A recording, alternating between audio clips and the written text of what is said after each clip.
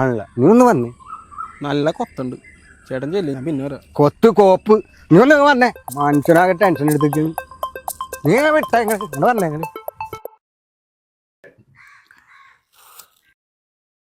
ഞങ്ങളെന്നെ bat touch ചെയ്തു. അത് ശരി. എന്നോട് കവളത്തോട് അമർന്നിട്ടാ ഈ ഞങ്ങള് കളവ് പറയാ. ഞാനൊന്നും ടച്ച് ചെയ്യാൻ പറഞ്ഞിട്ടില്ല. നോണ പറഞ്ഞാൽ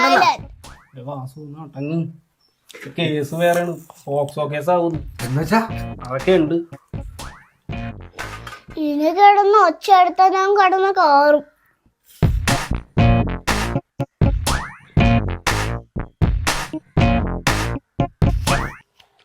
ആൾക്കാര് കൂടും.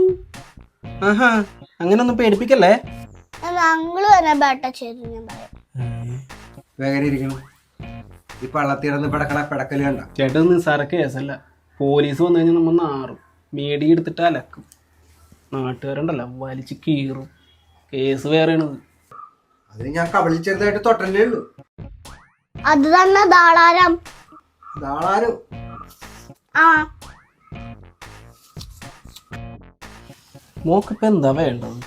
അത് മിഠായി മതിയാ? നോ ഐസ്ക്രീം മതിയോ? നോ. എന്നിട്ടാ മാങ്ങ മതിയാ? ഉപ്പിലിട്ട മാങ്ങ. ഉപ്പിലിട്ടൊക്കെ അവിടെ നിൽക്കട്ടെ, പക്ഷെ എനിക്ക് എന്റെ അങ്കിളിനോട് ഒന്ന് ചോദിക്കണം. ഇനി അങ്കിളോ? അതാരാ? അതൊക്കെ ഉണ്ട്.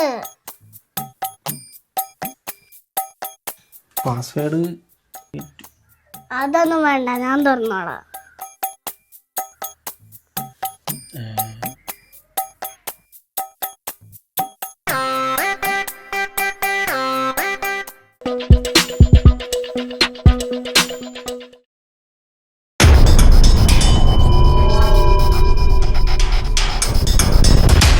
നീ ജീവനം കൊണ്ട് ഓടിയതാണല്ലോ ഇവിടെ നിന്ന്.